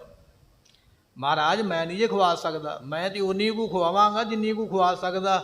ਇੱਕ ਸਿੰਘ ਨੂੰ, ਦੋ ਸਿੰਘਾਂ ਨੂੰ, ਆਏ ਗਏ ਨੂੰ ਜਿੰਨੀ ਕੁ ਹੋ ਸਕਦਾ ਮੇਰੇ ਕੋਲੋਂ ਹਿੰਮਤ ਮੈਂ ਉਨੀ ਕੁ ਕਰ ਸਕਦਾ ਹਾਂ, ਬਹੁਤੀ ਮੇਰੇ ਕੋਲੋਂ ਨਹੀਂ ਹੋਣੀ ਹੈ। ਸੁਨਿਓ ਸੁਭਾਵ ਆਲਸੀ ਜਬੈ। ਤੇ ਸਤਿਗੁਰਾਂ ਨੇ ਸੁਣੇ ਨਾ ਬਚਨ, ਮਹਾਰਾਜ ਨੂੰ ਪਤਾ ਲੱਗ ਗਿਆ ਵੀ ਇਹ ਤੇ ਬੰਦਾ ਹੈ ਹੀ ਦਲਿਦਰੀ, ਇਹ ਤੇ ਆਲਸੀ ਹੈ, ਇਹ ਤੇ ਪਹਿਲਾਂ ਹੀ ਛਡਾਉਂਦਾ ਆਪਣਾ ਕੰਨ ਵੀ ਮਹਾਰਾਜ ਮੈਂ ਕਰਨਾ ਕੁਝ ਨਹੀਂ ਹੈ, ਬਿਨਾਂ ਕੁਝ ਕਰਨ ਤੋਂ ਹੀ ਮੁਕਤੀ। ਆਪਾਂ ਵੀ ਇਹੋ ਚਾਹੁੰਦੇ ਆ ਨਾ ਵੀ ਨਿਤਨੇਮ ਨਾ ਕਰਨਾ ਪਵੇ, ਅੰਮ੍ਰਿਤ ਵੇਲੇ ਨਾ ਉੱਠਣਾ ਪਵੇ, ਗੁਰੂ ਦਾ ਬਚਨ ਨਾ ਹੀ ਮੰਨਣਾ ਪਵੇ, ਤੇ ਮੁਕਤੀ ਸਾਨੂੰ ਫ੍ਰੀ ਵਿੱਚ ਮਿਲੇ। ਮਹਾਰਾਜ ਜਾਣ ਗਿਆ ਵੀ ਇਹ ਤੇ ਬੰਦਾ ਬੜਾ ਆਲਸੀ ਹੈ, ਇਹ ਤੇ ਦਲਿਦਰੀ ਹੈ, ਇਹ ਤੇ ਹੁਣੇ ਹੀ ਪੈਰ ਛੱਡ ਗਿਆ ਵੀ ਮਹਾਰਾਜ ਮੈਂ ਤੇ ਕੁਝ ਕਰਨਾ ਨਹੀਂ। ਇਹ ਬਚਨ ਸੁਣ ਕੇ ਉਸ ਵੇਲੇ ਬੋਲੇ ਦਇਆ ਸਿੰਧ ਹਸਨ ਤਬੈ। ਸਤਿਗੁਰੂ ਪਾਤਸ਼ਾਹ ਹਾਸੀ ਪੈ ਵੇਖ ਕੇ ਕਹਿਣ ਲੱਗੇ ਵੀ ਅਸੀਂ ਤੇ ਤੈਨੂੰ ਇੰਨੀਆਂ ਗਿਆਨ ਦੀਆਂ ਗੱਲਾਂ ਸੁਣਾਈਆਂ ਵੀ ਸਾਧੂ ਇਹੋ ਜਿਹਾ ਹੁੰਦਾ ਹੈ ਵੀ ਸੰਤੋਖ ਰੱਖੇ, ਤੇ ਗ੍ਰਸਤੀ ਇਹੋ ਜਿਹਾ ਹੁੰਦਾ ਵੀ ਆਪਣੀ ਕੁਰਬਾਨੀ ਦੇਣੀ ਪਵੇ ਤੇ ਦੇ ਦੇਵੇ, ਪਰ ਆਏ ਗਿਆ ਦੀ ਸੇਵਾ ਕਰੇ। ਤੂੰ ਤੇ ਬਿਲਕੁਲ ਹੀ ਆਪਣਾ ਹੌਸਲਾ ਹੀ ਛੱਡ ਗਿਆ ਵੀ ਮਹਾਰਾਜ ਕਰ ਹੀ ਕੁਝ ਨਹੀਂ ਸਕਦਾ। ਇਹ ਗੱਲਾਂ ਸੁਣ ਕੇ ਮਹਾਰਾਜ ਹੱਸ ਪਏ ਹਨ। ਗੁਰ ਹਜ਼ੂਰ ਕੀ ਟਹਿਲ ਕਰਿਆ ਕਰ। ਸਤਿਗੁਰੂ ਪਾਤਸ਼ਾਹ ਕਹਿਣ ਲੱਗੇ, ਕਹਿੰਦੇ ਕੋਈ ਗੱਲ ਨਹੀਂ, ਇਹਦਾ ਵੀ ਅਸੀਂ ਤੇਰਾ ਹੱਲ ਕਰ ਦਿੰਦੇ ਹਾਂ। ਤੂੰ ਸਾਡੇ ਕੋਲ ਰਹਿ ਕੇ ਨਾ ਇੱਥੇ, ਜੇ ਤੂੰ ਘਰੇ ਨਹੀਂ ਜਾਣਾ ਨਾ ਜਾ, ਇੱਥੇ ਸਾਡੇ ਕੋਲ ਰਹਿ, ਇੱਥੇ ਰਹਿ ਕੇ ਸੇਵਾ ਕਰਿਆ ਕਰ। ਚੇਤਕ ਪਾਰ ਭਵੈ ਹੋਏ ਤਬ ਸੁਰ। ਸਤਿਗੁਰੂ ਪਾਤਸ਼ਾਹ ਕਹਿਣ ਲੱਗੇ ਕੋਈ ਗੱਲ ਨਹੀਂ, ਜਿੰਨਾ ਕੁ ਭਾਰ ਤੇਰਾ ਸਰੀਰ ਚੁੱਕਦਾ ਹੈ ਨਾ ਉਹਨਾਂ ਕੁ ਤੂੰ ਚੁੱਕ ਲਾ, ਤੂੰ ਗ੍ਰਸਤੀ ਬਣ ਜਾ, ਬੰਨਾ ਚਾਹੁੰਦਾ ਬਣ ਜਾ, ਰਹਿ ਸਾਡੇ ਕੋਲ ਇੱਥੇ ਅਨੰਦਪੁਰ ਸਾਹਿਬ ਦੀ ਧਰਤੀ ਤੇ। ਜਿੰਨਾ ਕੁ ਭਾਰ ਤੇਰੇ ਕੋਲੋਂ ਪਰਿਵਾਰ ਦਾ ਚੁੱਕਿਆ ਗਿਆ ਉਹਨਾਂ ਕੁ ਤੂੰ ਚੁੱਕ ਲਈ, ਤੇ ਜਿੰਨਾ ਕੁ ਤੂੰ ਆਏ ਗਏ ਨੂੰ ਛਕਾ ਸਕਦਾ ਹੋਇਆ ਉਹਨਾਂ ਕੁ ਤੂੰ ਛਕਾ ਦੇਵੀਂ। ਤੇ ਬਾਕੀ ਬਚਨ ਕਰਦੇ ਹਨ। ਲੈ ਹੈ ਬਾਟ ਗੁਰੂ ਕੇ ਸੋਏ। ਪਰ ਮਹਾਰਾਜ ਕਹਿਣ ਲੱਗੇ ਜਿਹੜਾ ਤੇਰੇ ਤੋਂ ਨਹੀਂ ਨਾ ਚੁੱਕਿਆ ਜਾਏਗਾ ਉਹ ਤੂੰ ਸਾਡੇ ਵੱਲੇ ਆਉਣ ਦੀ ਉਹਨੂੰ ਅਸੀਂ ਚੁੱਕ ਲਵਾਂਗੇ। ਗੁਰੂ ਘਰ ਤੇਰਾ ਭਾਰ ਵੰਡਾ ਲਵੇਗਾ, ਗੁਰੂ ਤੇਰੇ ਭਾਰ ਨੂੰ ਵੰਡ ਲਵੇਗਾ। ਇੱਕ ਵਾਰੀ ਆਖੀਏ ਸਤਨਾਮ। ਭੂਲੇ ਮਾਰਗ ਜਿਨ੍ਹੇ ਬਤਾਇਆ ਐਸਾ ਗੁਰ। ਇਸ ਤਰ੍ਹਾਂ ਦਾ ਗੁਰੂ ਕਿਤੇ ਮਿਲੇਗਾ ਜਿਹੜਾ ਇਹ ਗੱਲ ਕਵੇ ਵੀ ਜਿੰਨਾ ਕੋ ਪਰਿਵਾਰ ਤੂੰ ਪਾਲਦਾ ਪਾਲ ਲਾ, ਬਾਕੀ ਤੇਰਾ ਅਸੀਂ ਪਾਲ ਦਿਆਂਗੇ। ਦੁਨੀਆ ਵਿੱਚ ਗੁਰੂ ਤੇ ਬੜੇ ਬਣੇ ਹੋਏ ਨੇ, ਸੱਚੇ ਗੁਰੂ ਆਪਣੇ ਆਪ ਨੂੰ ਕਹਿਣ ਵਾਲੇ, ਪਰ ਉਹ ਦੁਨੀਆ ਦੀ ਜੇਬ ਢਿੱਲੀ ਕਰਦੇ ਨੇ ਤਾਂ ਕੰਮ ਚੱਲਦਾ ਹੈ। ਸੱਚਾ ਗੁਰੂ ਐਸਾ ਨਹੀਂ ਹੈ। ਸੱਚਾ ਗੁਰੂ ਇਹ ਗੱਲ ਕਹਿੰਦਾ ਹੈ ਜੇ ਪਰਿਵਾਰ ਪਾਲਦਾ ਠੀਕ ਹੈ, ਅਸੀਂ ਤੇਰੀ ਮਦਦ ਕਰਾਂਗੇ, ਤੇਰਾ ਭਾਰ ਵੰਡਾਵਾਂਗੇ। ਮਹਾਰਾਜ ਕਹਿੰਦੇ ਫਿਕਰ ਨਾ ਕਰ, ਕਾਰਜ ਘਰ ਕੋ ਥੁਰੈ ਨ ਕੋਏ। ਮਹਾਰਾਜ ਕਹਿੰਦੇ ਚਲੋ ਤੈਨੂੰ ਅਸੀਂ ਵਰ ਦੇ ਦਿੰਨੇ ਆ, ਭਾਈ ਆਨੰਦ ਸਿੰਘ ਤੇਰਾ ਕੋਈ ਵੀ ਕੰਮ ਥੁੜੇਗਾ ਨਹੀਂ। ਜਾ ਤੈਨੂੰ ਵਰ ਦਿੱਤਾ, ਤੈਨੂੰ ਬਖਸ਼ਿਸ਼ ਦਿੱਤੀ, ਜਿਹੜੇ ਕੰਮ ਨੂੰ ਹੱਥ ਪਾਏਗਾ ਚੜ੍ਹਦੀ ਕਲਾ ਬਰਕਤ ਵਾਲਾ ਹੀ ਹੋਵੇਗਾ। ਤੇਰੇ ਘਰ ਦਾ ਕੋਈ ਕੰਮ ਥੁੜੇਗਾ ਨਹੀਂ, ਤੈਨੂੰ ਕੋਈ ਘਾਟਾ ਨਹੀਂ ਪੈਣਾ ਹੈ। ਜਨਮ ਪੁਰਬਲੋ ਹਮਰੋ ਜਬੈ। ਤੇ ਸਤਿਗੁਰੂ ਪਾਤਸ਼ਾਹ ਕਹਿਣ ਲੱਗੇ ਇਹਦੇ ਵਿੱਚ ਇੱਕ ਨਿੱਕੀ ਜੀ ਸਾਖੀ ਹੈ, ਇਹ ਤੈਨੂੰ ਦਲਿੱਦਰ ਪਤਾ ਹੀ ਕਿਉਂ ਪਿਆ। ਉਹਨੇ ਆਖਿਆ ਨਾ ਮਹਾਰਾਜ ਵੀ ਮੈਂ ਤੇ ਇੰਨਾ ਕੰਮ ਨਹੀਂ ਕਰ ਸਕਦਾ। ਸਤਿਗੁਰੂ ਕਹਿਣ ਲੱਗੇ ਇਹਦੇ ਵਿੱਚ ਵੀ ਇੱਕ ਕਾਰਨ ਹੈ, ਇਹ ਦਲਿੱਦਰ ਤੈਨੂੰ ਕਿਉਂ ਪਿਆ। ਕਹਿਣ ਲੱਗਾ ਮਹਾਰਾਜ ਫਿਰ ਦੱਸੋ ਕਿਵੇਂ ਪਿਆ ਹੈ। ਸਤਿਗੁਰੂ ਪਾਤਸ਼ਾਹ ਕਹਿਣ ਲੱਗੇ ਗੁਰੂ ਗੋਬਿੰਦ ਸਿੰਘ ਮਹਾਰਾਜ ਦੇ ਅਵਤਾਰ ਵਿੱਚ ਆਉਣ ਤੋਂ ਪਹਿਲਾਂ ਅਸੀਂ ਦੁਸ਼ਟ ਦਮਨ ਦੇ ਰੂਪ ਦੇ ਵਿੱਚ ਬੈਠੇ ਸੀਗੇ। ਸਾਡਾ ਪਹਿਲਾਂ ਇਸ ਤਨ ਤੋਂ ਜਿਹੜਾ ਪਹਿਲਾ ਤਨ, ਜਿਹੜਾ ਪਹਿਲਾ ਸਰੀਰ ਹੈ, ਕਹਿਣ ਲੱਗੇ ਉਸ ਵੇਲੇ ਅਸ ਕੀ ਸੇਵ ਕਰਤ ਤੂੰ ਤਬੈ। ਅਤੇ ਤੂੰ ਸਾਡੇ ਘੋੜੇ ਦੀ ਸੇਵਾ ਕਰਦਾ ਸੀ। ਪਹਿਲੇ ਜਨਮ ਦੇ ਵਿੱਚ ਸਾਡੇ ਕੋਲ ਘੋੜਾ ਸੀ, ਤੈਨੂੰ ਅਸੀਂ ਰੱਖਿਆ ਸੀ ਵੀ ਘੋੜੇ ਦੀ ਸੇਵਾ ਕਰਿਆ ਕਰ, ਤੇ ਤੂੰ ਆਖਿਆ ਠੀਕ ਹੈ ਜੀ ਮੈਂ ਘੋੜੇ ਦੀ ਸੇਵਾ ਕਰਦਾ ਹਾਂ। ਮੰਡੂ ਨਾਮ ਤੋਹੇ ਤਿਸ ਕਾਲਾ। ਤੇ ਸਤਿਗੁਰੂ ਕਹਿੰਦੇ ਵੀ ਤੇਰਾ ਨਾਮ ਸੀ ਮੰਡੂ, ਉਸ ਜਨਮ ਦਾ, ਪਿਛਲੇ ਜਨਮ ਦਾ ਨਾਮ ਤੇਰਾ ਮੰਡੂ ਹੈ। ਹਮ ਬੋਲੇ ਨਿਸ ਮਹਿ ਤੁਵ ਨਾਲਾ। ਤੇ ਸਤਿਗੁਰੂ ਪਾਤਸ਼ਾਹ ਕਹਿੰਦੇ ਵੀ ਇੱਕ ਦਿਨ ਪਤਾ ਕੀ ਹੋਇਆ, ਰਾਤ ਪੈ ਗਈ, ਕਿਤੇ 10-11 ਦਾ ਟਾਈਮ ਹੋ ਗਿਆ, ਤੇ ਅਸੀਂ ਤੈਨੂੰ ਉਸ ਵੇਲੇ ਆਖਿਆ ਜਦੋਂ ਸਾਡੇ ਘੋੜਿਆਂ ਦੀ ਤੂੰ ਪਾਲਣਾ ਕਰਦਾ ਸੀ ਨਾ, ਘਾਹ ਵਗੈਰਾ ਦਾਣਾ ਪਾਉਂਦਾ, ਅਸੀਂ ਇੱਕ ਰਾਤ ਤੈਨੂੰ ਇਹ ਬਚਨ ਆਖੇ ਸਨ। ਰਾਖ ਤੁਰੰਗਮ ਕੀ ਸੁਧ ਆਛੇ। ਮਹਾਰਾਜ ਕਹਿਣ ਲੱਗੇ ਅਸੀਂ ਤੈਨੂੰ ਆਖਿਆ ਸੀ ਵੀ ਘੋੜਿਆਂ ਦੀ ਪੂਰੀ ਸੇਵਾ ਕਰੀ, ਘੋੜਿਆਂ ਨੂੰ ਦਾਣੇ ਦੀ ਘਾਹ ਦੀ ਕਦੇ ਕਮੀ ਨਾ ਆਵੇ, ਰੱਜ ਕੇ ਇਹਨਾਂ ਘੋੜਿਆਂ ਨੂੰ ਖਵਾਇਆ ਕਰ। ਇਹ ਬਚਨ ਤੈਨੂੰ ਅਸੀਂ ਆਖੇ ਸਨ। ਦੀਜੈ ਸਕਲ ਜਥਾ ਚਿਤ ਬਾਂਛੇ। ਜਿਵੇਂ ਘੋੜਾ ਖਾਣਾ ਚਾਹਣ, ਜੇ ਘੋੜੇ ਘਾਹ ਪਸੰਦ ਕਰਦੇ ਵੱਧ ਘਾਹ ਪਾ ਦੇ, ਜੇ ਵੱਧ ਦਾਣਾ ਚਾਹੁੰਦੇ ਤੇ ਵੱਧ ਦਾਣਾ ਪਾ ਦੇ। ਸਾਡੇ ਘੋੜਿਆਂ ਦੀ ਸੇਵਾ ਕਰਨੀ ਹੈ। ਸੁਨਤ ਬਾਕ ਤੁਮ ਝੂਠ ਉਚਾਰਾ। ਤੇ ਜਦੋਂ ਅਸੀਂ ਇਹ ਬਚਨ ਕਹੇ ਨਾ ਤੈਨੂੰ, ਤੂੰ ਸਾਡੇ ਅੱਗੇ ਝੂਠ ਬੋਲਿਆ ਸੀ ਉਸ ਵੇਲੇ। ਅਸੀਂ ਤੈਨੂੰ ਆਖਿਆ ਘੋੜਿਆਂ ਦੀ ਸੇਵਾ ਕਰਿਆ ਕਰ, ਰਜਵਾਂ ਦਾਣਾ ਪਾਇਆ ਕਰ, ਘਾਹ ਪਾਇਆ ਕਰ, ਤੇ ਤੂੰ ਸਾਡੇ ਅੱਗੇ ਉਸ ਵੇਲੇ ਝੂਠ ਬੋਲਿਆ ਹੈ। ਦਾਨਾ ਘਾਸ ਬਹੁਤ ਮੈਂ ਡਾਰਾ। ਤੂੰ ਆਖਿਆ ਮਹਾਰਾਜ ਤੁਸੀਂ ਫਿਕਰ ਨਾ ਕਰੋ ਘੋੜਿਆਂ ਦੀ, ਅਸੀਂ ਤੈਨੂੰ ਇਹ ਬਚਨ ਕਿਹਾ ਵੀ ਇਹਨਾਂ ਦੀ ਸੇਵਾ ਕਰਿਆ ਕਰ, ਕਮੀ ਨਾ ਆਵੇ, ਪਰ ਤੂੰ ਸਾਡੇ ਅੱਗੇ ਝੂਠ ਬੋਲਿਆ ਹੈ। ਭਗਵਾਨ ਕ੍ਰਿਸ਼ਨ ਜੀਆਂ ਦੇ ਸਮੇਂ ਦੀ ਵੀ ਇੱਕ ਸਾਖੀ ਆਉਂਦੀ ਹੈ। ਭਗਵਾਨ ਕ੍ਰਿਸ਼ਨ ਜੀ ਤੇ ਸੁਦਾਮਾ ਜੀ ਇਕੱਠੇ ਪੜ੍ਹੇ ਆਸ਼ਰਮ ਦੇ ਵਿੱਚ। ਇੱਕ ਦਿਨ ਲੱਕੜਾਂ ਲੈਣ ਵਾਸਤੇ ਚਲੇ ਗਏ। ਆਸ਼ਰਮ ਦੇ ਵਿੱਚ ਭੋਜਨ ਬਣਾਉਣਾ ਹੈ, ਜਿੱਥੇ ਪੜ੍ਹਦੇ ਸਨ ਉੱਥੋਂ ਭੇਜਿਆ ਗਿਆ ਵੀ ਜਾਓ ਲੱਕੜਾਂ ਲੈ ਕੇ ਆਓ, ਅੱਗ ਬਾਲ ਕੇ ਪ੍ਰਸ਼ਾਦਾ ਬਣਾਉਣਾ ਹੈ। ਸੁਦਾਮੇ ਦੇ ਹੱਥ ਵਿੱਚ ਕਿਤੇ ਥੋੜ੍ਹੇ ਜਿਹੇ ਛੋਲੇ ਕਹਿ ਲਈਏ ਜਾਂ ਚੌਲ ਕਹਿ ਲਈਏ, ਉਹਨੇ ਜੇਬ 'ਚ ਪਾ ਲਿਆ ਮੁੱਠ ਭਰ ਕੇ। ਚਲੇ ਗਏ ਦੋਨੇ ਜਾਣੇ ਲੱਕੜਾਂ ਲੈਣ ਵਾਸਤੇ। ਲੱਕੜਾਂ ਇਕੱਠੀਆਂ ਕਰਦੇ ਪਏ, ਇੰਨੇ ਚਿਰ ਨੂੰ ਮੀਂਹ ਪੈਣ ਲੱਗ ਪਿਆ। ਦੋਨੇ ਜਾਣੇ ਇੱਕ ਰੁੱਖ ਦਾ ਆਸਰਾ ਲੈ ਕੇ ਭਗਵਾਨ ਕ੍ਰਿਸ਼ਨ ਜੀ ਥੱਲੇ ਬੈਠ ਗਏ ਰੁੱਖ ਦੇ ਮੁੱਢ ਦੇ ਨਾਲ, ਤੇ ਸੁਦਾਮਾ ਰੁੱਖ ਦੇ ਉੱਪਰ ਚੜ੍ਹ ਗਿਆ। ਤੇ ਜਦੋਂ ਲੱਗੀ ਦੋਨਾਂ ਨੂੰ ਭੁੱਖ, ਸੁਦਾਮੇ ਨੇ ਜੇਬ ਵਿੱਚ ਹੱਥ ਮਾਰਿਆ, ਕੁਝ ਚੌਲ ਜਾਂ ਸੁੱਕੇ ਛੋਲੇ ਕੁਝ ਵੀ ਸੀ ਖਾਣ ਵਾਸਤੇ। ਉਹਦੇ ਮਨ ਵਿੱਚ ਆ ਗਿਆ ਮੈਂ ਖਾਵਾਂ, ਆਪਣੀ ਭੁੱਖ ਦੂਰ ਕਰਾਂ। ਹੁਣ ਛੋਲਿਆਂ ਦਾ ਫੱਕਾ ਮਾਰਿਆ, ਜਦੋਂ ਛੋਲੇ ਚੱਬੇ ਤੋਂ ਕੜਕ ਕੜਕ ਦੀ ਆਵਾਜ਼ ਹੋਈ। ਭਗਵਾਨ ਕ੍ਰਿਸ਼ਨ ਨੇ ਪੁੱਛਿਆ, ਕਹਿਣ ਲੱਗੇ ਸੁਦਾਮਿਆ ਕੀ ਖਾਂਦਾ ਪਿਆ? ਸੁਦਾਮੇ ਨੇ ਸੋਚਿਆ ਜੇ ਦੱਸ ਦਿੱਤਾ ਇਹਨਾਂ ਨੇ ਕਹਿਣਾ ਵੀ ਅੱਧੇ ਮੈਨੂੰ ਦੇ। ਹੁਣ ਬੱਚੇ ਹੁੰਦੇ ਨਾ ਛੋਟੇ ਛੋਟੇ, ਉਹਨਾਂ ਦਾ ਜੀ ਨਹੀਂ ਕਰਦਾ ਵੀ ਅੱਧ ਕਿਸੇ ਨੂੰ ਵੰਡਾ ਕੇ ਦਈਏ। ਜੇ ਮੈਂ ਦੱਸ ਦਿੱਤਾ ਇਹਨਾਂ ਨੇ ਕਹਿਣਾ ਵੀ ਅੱਧੇ ਮੈਨੂੰ ਦੇ ਦੇ, ਮੈਨੂੰ ਦੇਣੇ ਪੈਣਗੇ, ਮੇਰਾ ਯਾਰ ਹੈ, ਦੋਸਤ ਹੈ, ਮੈਂ ਝੂਠ ਹੀ ਬੋਲ ਦੇਵਾਂ। ਰੁੱਖ ਤੋਂ ਚੜ੍ਹੇ ਨੇ ਝੂਠ ਬੋਲਿਆ। ਕਹਿਣ ਲੱਗਾ ਜੀ ਖਾਂਦਾ ਤੇ ਕੁਝ ਵੀ ਨਹੀਂ, ਠੰਡ ਦੇ ਨਾਲ ਮੇਰੇ ਦੰਦ ਵੱਜਦੇ ਪਏ ਇੱਕ ਦੂਜੇ ਦੇ ਨਾਲ, ਦੰਦ ਵੱਜਣ ਦੀ ਆਵਾਜ਼ ਆਉਂਦੀ ਹੈ, ਖਾਇਆ ਨਹੀਂ ਮੈਂ ਕੁਝ। ਜਦੋਂ ਇੰਨਾ ਬਚਨ ਕੀਤਾ ਤੇ ਉਹ ਥੱਲੇ ਬੈਠਿਆਂ ਦੇ ਮੂੰਹੋਂ ਬਚਨ ਨਿਕਲ ਗਿਆ। ਕਹਿਣ ਲੱਗੇ ਜਾ ਓਏ ਦਲਿਦਰੀਆ, ਨਹੀਂ ਦੇਣਾ ਸੀ ਤੇ ਕੋਈ ਗੱਲ ਨਹੀਂ, ਪਰ ਝੂਠ ਨਹੀਂ ਸੀ ਬੋਲਣਾ। ਹੁਣ ਬਚਨ ਨਿਕਲਿਆ ਸੁਭਾਵਕ। ਸੁਦਾਮਾ ਵਿਦਿਆ ਬੜੀ ਪੜ੍ਹਿਆ, ਬੜੀ ਵਿਦਿਆ ਪੜ੍ਹਨ ਤੋਂ ਮਗਰੋਂ ਵੀ ਘਰ ਵਿੱਚ ਦਲਿੱਦਰ ਹੀ ਰਿਹਾ, ਭੁੱਖਾ ਹੀ ਮਰਦਾ ਰਿਹਾ। ਮੈਲੇ ਕੁਚੈਲੇ ਕੱਪੜੇ, ਨਾ ਖਾਣ ਨੂੰ ਨਾ ਪੀਣ ਨੂੰ ਘਰ ਵਿੱਚ। ਬੜਾ ਸਮਾਂ ਲੰਘ ਗਿਆ। ਫਿਰ ਇੱਕ ਦਿਨ ਆਪਣੀ ਘਰਵਾਲੀ ਨੂੰ ਦੱਸਿਆ ਵੀ ਭਗਵਾਨ ਕ੍ਰਿਸ਼ਨ ਜੀ ਮੇਰੇ ਮਿੱਤਰ ਨੇ, ਲੰਗੋਟੀਏ ਯਾਰ ਬਚਪਨ ਦੇ। ਤੇ ਘਰਵਾਲੀ ਨੇ ਆਖਿਆ ਵੀ ਤੇਰਾ ਮਿੱਤਰ ਤੇ ਰਾਜਾ ਤੇ ਤੂੰ ਹੈ ਬਿਲਕੁਲ ਭੁੱਖ ਨੰਗ, ਜਾ ਉਹਨਾਂ ਦੇ ਕੋਲੋਂ ਮੰਗ ਜਾ ਕੇ ਕੁਝ, ਉਹ ਤੇਰਾ ਦਲਿੱਦਰ, ਤੇਰੀ ਗਰੀਬੀ। ਹੁਣ ਉਹਨੂੰ ਨਹੀਂ ਨਾ ਪਤਾ ਵੀ ਇਹਨੇ ਝੂਠ ਬੋਲ ਕੇ ਤੇ ਇਹ ਸ਼ਰਾਫ ਲਈ ਬੈਠਾ। ਥੋੜ੍ਹੇ ਜਿਹੇ ਛੋਲੇ ਜਾਂ ਕਹਿ ਲਈਏ ਚੌਲ, ਭਾਈ ਗੁਰਦਾਸ ਜੀਆਂ ਨੇ ਚੌਲ ਹੀ ਲਿਖਿਆ, ਥੋੜ੍ਹੇ ਜਿਹੇ ਚੌਲ ਕੱਪੜੇ ਵਿੱਚ, ਮੁੱਠ ਦੋ ਮੁੱਠਾਂ ਜਿੰਨੇ ਵੀ ਵਿਚਾਰੇ ਗਰੀਬਾਂ ਦੇ ਘਰੇ ਸਨ ਲੈ ਕੇ ਸੁਦਾਮਾ ਚੱਲ ਪਿਆ। ਭਗਵਾਨ ਕ੍ਰਿਸ਼ਨ ਜੀ ਨੂੰ ਮਿਲਿਆ। ਲੰਮੀ ਸਾਖੀ ਹੈ। ਤੇ ਕਹਿਣ ਲੱਗੇ ਉਸ ਵੇਲੇ ਮਿਲ ਕੇ ਗੱਲਾਂ ਬਾਤਾਂ ਕੀਤੀਆਂ, ਇੱਕ ਦੂਜੇ ਦੇ ਪਰਿਵਾਰ ਬਾਰੇ ਪੁੱਛਿਆ, ਦੱਸਿਆ ਸੁੱਖ ਸ਼ਾਂਤ ਹੋਈ ਹੈ। ਭਗਵਾਨ ਕ੍ਰਿਸ਼ਨ ਜੀਆਂ ਨੇ ਪੁੱਛ ਲਿਆ। ਕਹਿਣ ਲੱਗੇ ਸੁਦਾਮਿਆ ਵੀ ਮੇਰੇ ਵਾਸਤੇ ਕੀ ਲੈ ਕੇ ਆਇਆ? ਮੇਰੀ ਭਰਜਾਈ ਨੇ ਕੋਈ ਤੇ ਭੇਜਿਆ ਹੋਵੇਗਾ। ਉਹ ਡਰਦਿਆਂ ਮੈਲੀ ਜੀ ਥੈਲੀ ਉਹਦੇ ਵਿੱਚੋਂ ਥੋੜ੍ਹੇ ਜਿਹੇ ਚੌਲ ਕੱਢ ਕੇ ਕਹਿਣ ਲੱਗਾ ਵੀ ਇਹ ਮਿਲੇ ਨੇ। ਉਹਨਾਂ ਚੌਲਾਂ ਕਰਕੇ ਹੀ ਸ਼ਰਾਫ ਮਿਲਿਆ ਸੀ ਉਹ ਦਲਿਦਰੀਆ।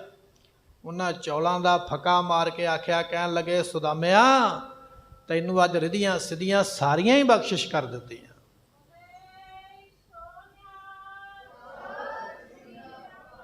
ਉਸ ਵੇਲੇ ਇੰਨੇ ਵਰ ਦਿੱਤੇ ਭਗਵਾਨ ਕ੍ਰਿਸ਼ਨ ਨੇ, ਸਾਰਾ ਦਲਿੱਦਰ ਖਤਮ ਕਰ ਦਿੱਤਾ। ਬਾਣੀ ਵਿੱਚ ਬਚਨ ਆਉਂਦਾ ਹੈ, ਛੱਡ ਸਿੰਘਾਸਨ ਹਰਿ ਜੀ ਆਏ। ਭਾਈ ਗੁਰਦਾਸ ਜੀ ਨੇ ਉਸ ਵਾਕਿਆ ਨੂੰ ਲਿਖਿਆ। ਦੂਰੋਂ ਦੇਖ ਡੰਡੌਤ ਕਰ। ਸੁਦਾਮੇ ਨੂੰ ਦੂਰੋਂ ਵੇਖ ਕੇ ਭਗਵਾਨ ਕ੍ਰਿਸ਼ਨ ਜੀ ਗਲੀ ਵਿੱਚ ਲੰਮੇ ਪੈ ਗਏ ਮੱਥਾ ਟੇਕਣ ਵਾਸਤੇ। ਇੰਨਾ ਪਿਆਰ ਕੀਤਾ। ਲੰਮੀ ਸਾਖੀ ਹੈ।